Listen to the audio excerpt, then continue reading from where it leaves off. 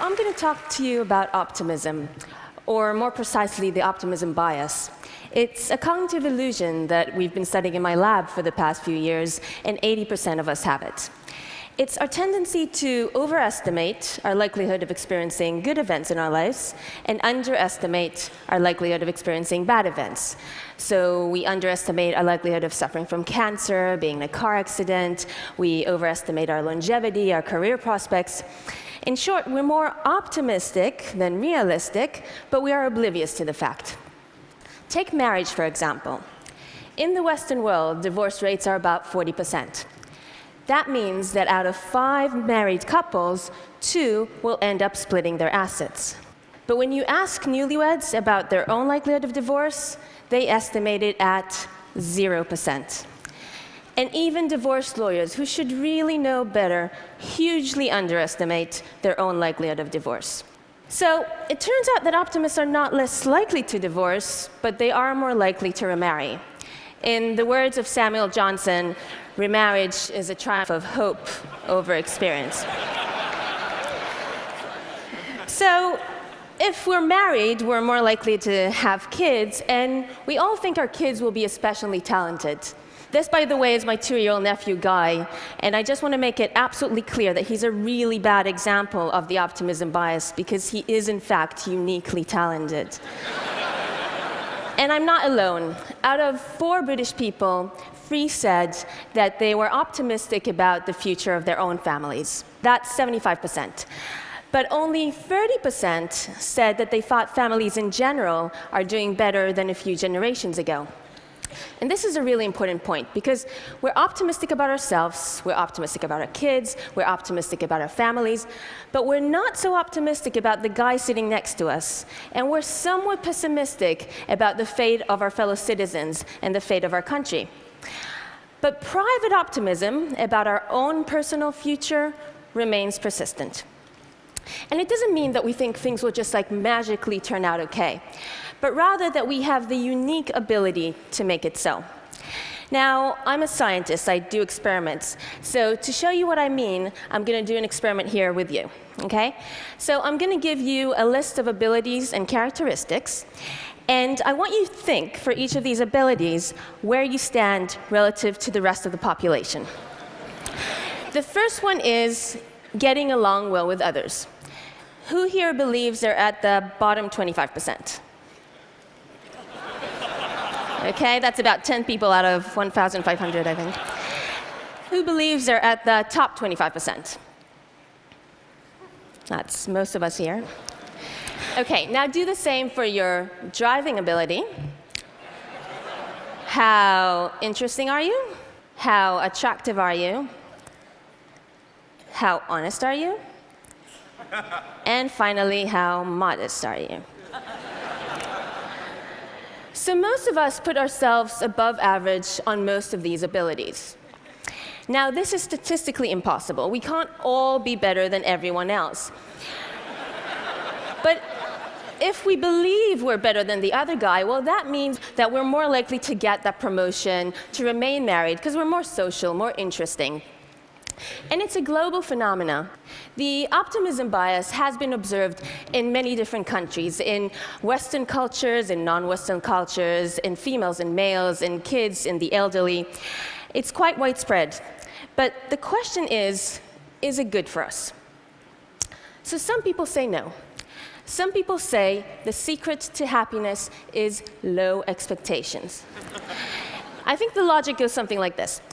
If we don't expect greatness, if we don't expect to find love and be healthy and successful, well, we're not going to be disappointed when these things don't happen. And if we're not disappointed when good things don't happen, and we're pleasantly surprised when they do, we will be happy. So it's a very good theory, but it turns out to be wrong for 3 reasons. Number 1, whatever happens, whether you succeed or you fail, people with high expectations always feel better. Because how we feel when we get dumped or win Employee of the Month depends on how we interpret that event. The psychologists Margaret Marshall and John Brown studied students with high and low expectations. And they found that when people with high expectations succeed, they attribute that success to their own traits. I'm a genius, therefore I got an A, therefore I'll get an A again and again in the future. When they failed, it wasn't because they were dumb, but because the exam just happened to be unfair. Next time they will do better. People with low expectations did the opposite. So when they failed, it was because they were dumb, and when they succeeded, it was because the exam just happened to be really easy. Next time, reality would catch up with them. So they felt worse.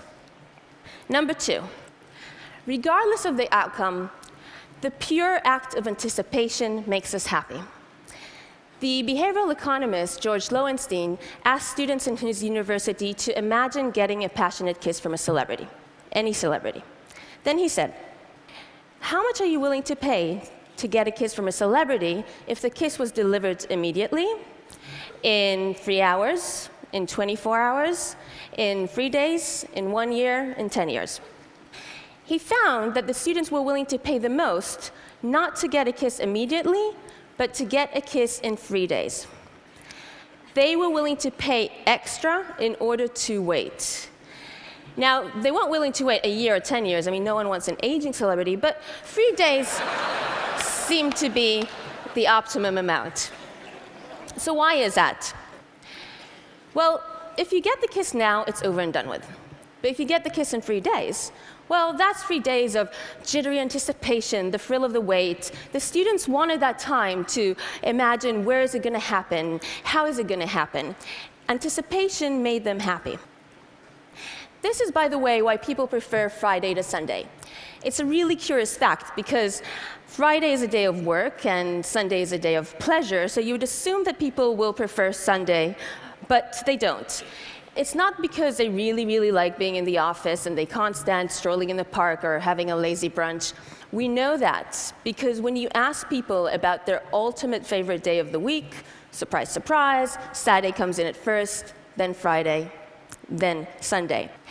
People prefer Friday because Friday brings with it the anticipation of the weekend ahead, all the plans that you have.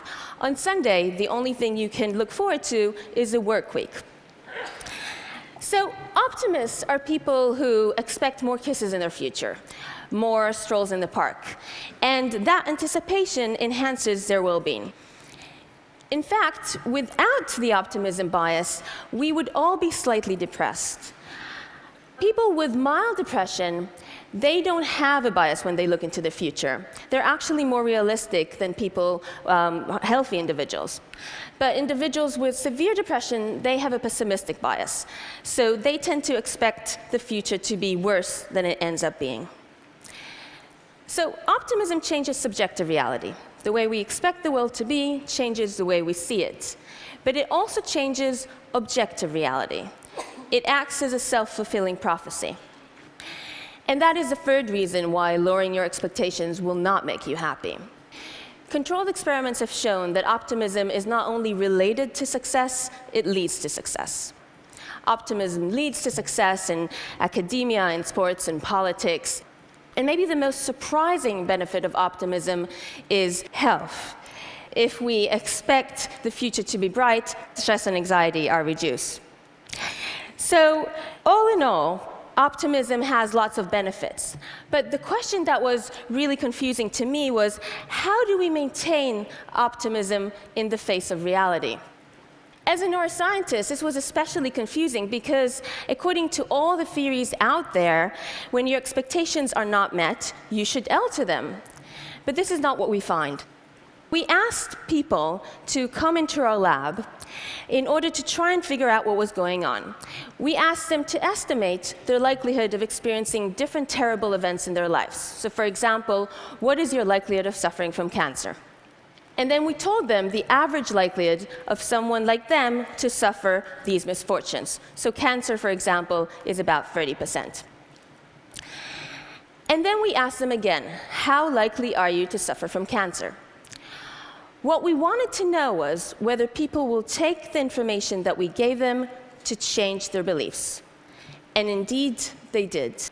But mostly when the information we gave them was better than what they expected.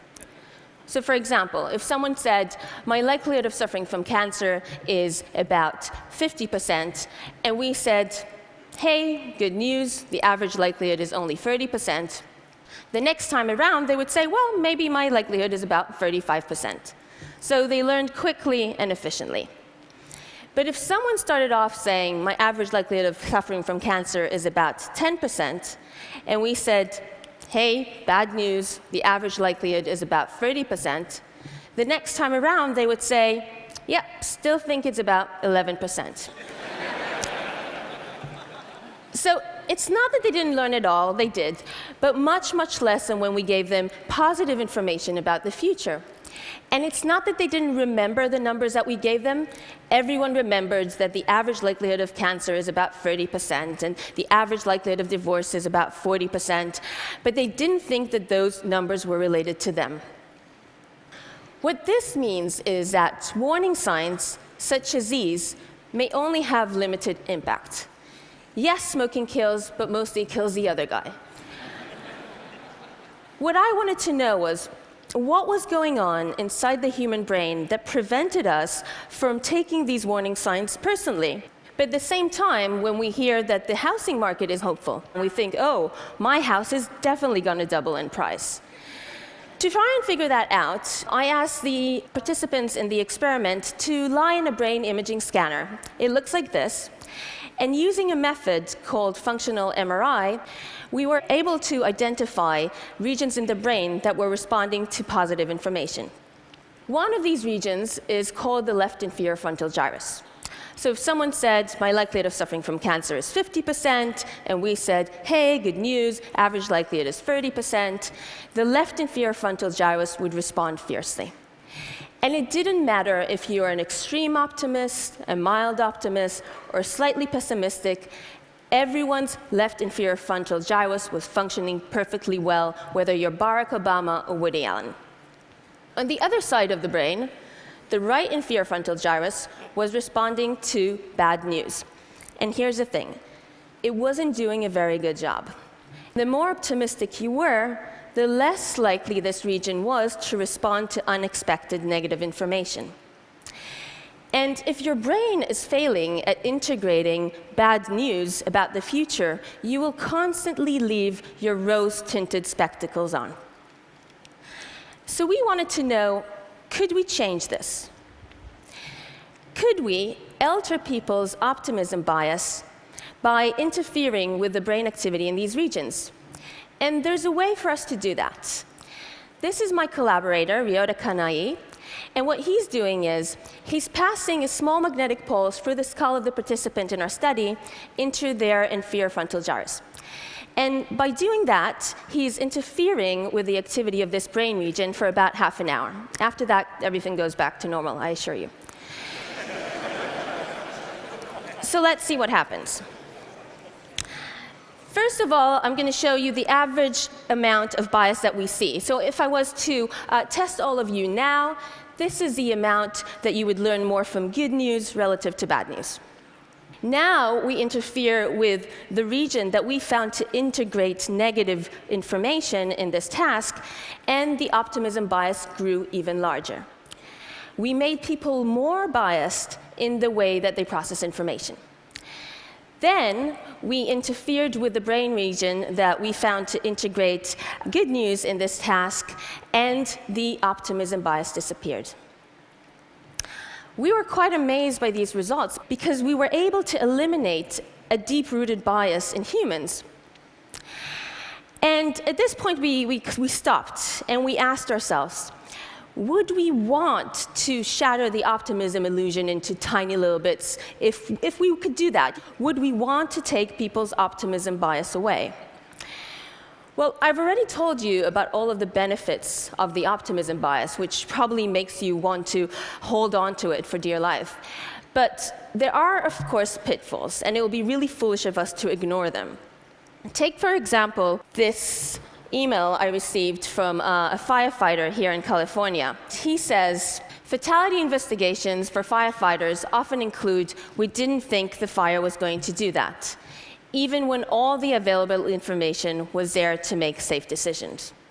This captain is going to use our findings on the optimism bias to try to explain to the firefighters why they think the way they do, to make them acutely aware of this very optimistic bias in humans.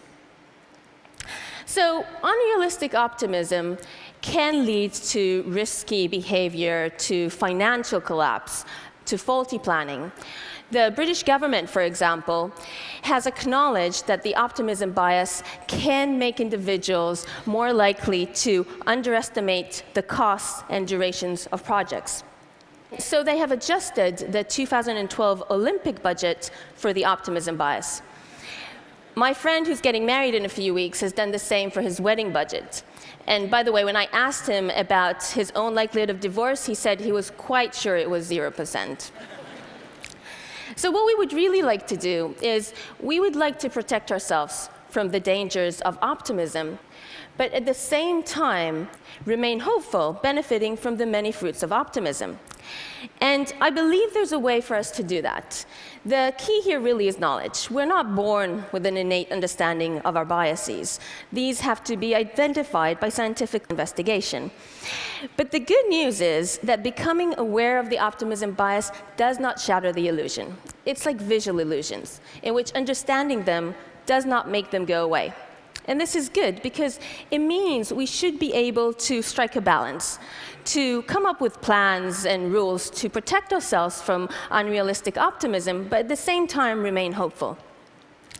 I think this cartoon portrays it nicely, because if you're one of these pessimistic penguins up there who just does not believe they can fly, you will certainly never will.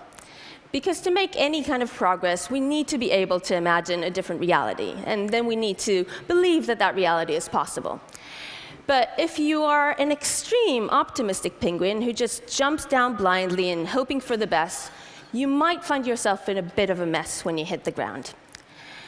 But if you're an optimistic penguin who believes they can fly, but then adjusts a parachute to your back, just in case things don't work out exactly as you planned, you will soar like an eagle, even if you're just a penguin.